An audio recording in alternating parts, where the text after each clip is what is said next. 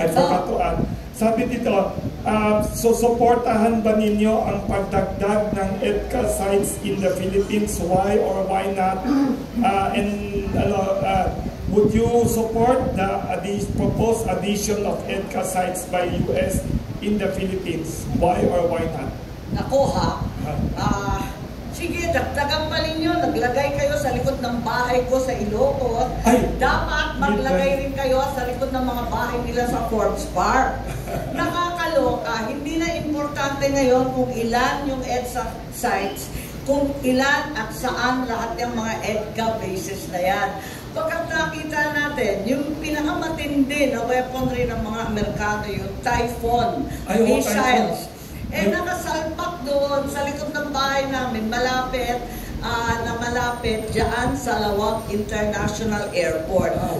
Baka hindi nila alam, civilian facility yan, walang kinalaman sa EDCA. Bakit naman linagay dyan? Diyan ang nagtatanong. Talagang matindi. Pagkat mid-range missile system yan, galit na galit ang China. Pati ang Putin, sinabi na magra-ramp up siya ng manufacture at mag-uumpisa muli ang arms race dahil dyan sa mga missile na yan. Kung bakit naman linagay dyan? Ang dai-dai ng EDCA site, may Basa Air Base.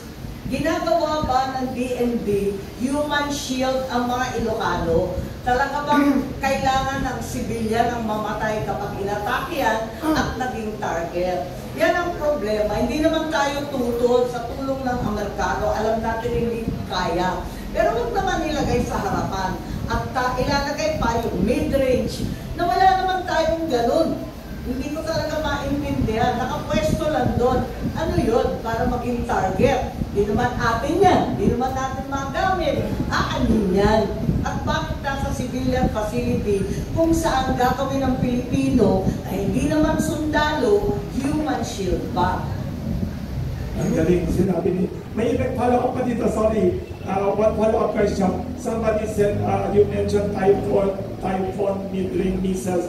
Is this similar to the 1960s Cuban missile crisis that angered John F. Kennedy? Kasi most journalists were not informed at that time. Oo nga, nakita ko nga sa television, napapasa ko rin sa dyaryo, na ito ay parang umuudyok sa iba't ibang bansa katulad ng China, ng Russia, lahat na umuudyokan, pati yung North Korea, malapit-lapit yan sa atin, abay umuudyok sa kanila na ang Pilipinas ay pumapanig sa isang dalubhasang makapangyarihan tungkol sa kanila. Huwag naman ganon, kasi ngayon ang Pangulo ay nasa ASEAN, nasa Laos, maliwanag na lahat ng ating kapitbahay ayaw pumanig sa isa laban sa isa, at ang tinatawag nila ASEAN Centrality demands strategic neutrality.